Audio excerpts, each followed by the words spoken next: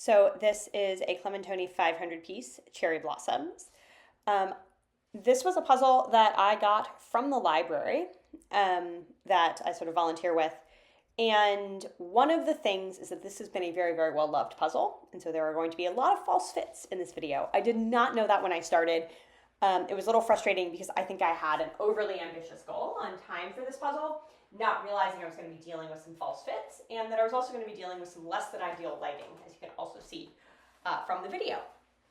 And so I decided, rather than starting with the entire border, because there were lots and lots of spots of just tree, I decided to do a combination of sky and mountain. So build the white mountain that sort of jumped out at me, was pretty easy to see, and then build the sky above that to sort of connect it into the frame. So that's what you're seeing me do here, building sky and mountain. Pretty distinctive colors, didn't really repeat elsewhere in the puzzle. Then have that done and can kind of scoot it up on the table.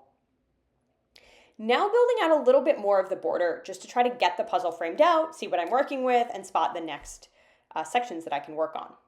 So I'm noticing some lighter color sections at the bottom, which I'm putting together. And I'm now discovering that this is a vertical puzzle, which was a surprise.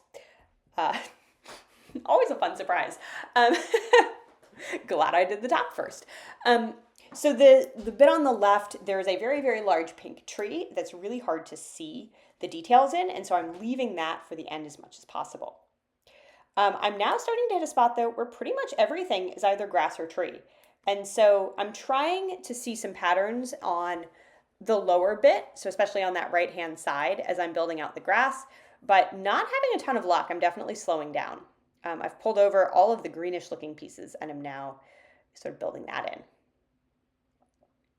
So I've hit a stop with the greenish pieces and am going back to trying to build some of the pink pieces. So as you can see, this big pink spot that's left, doing a little bit of shape sorting too, just given it was tough. And the false fits were really making this difficult because I'd think I'd placed a piece and then I'd have to take it up later.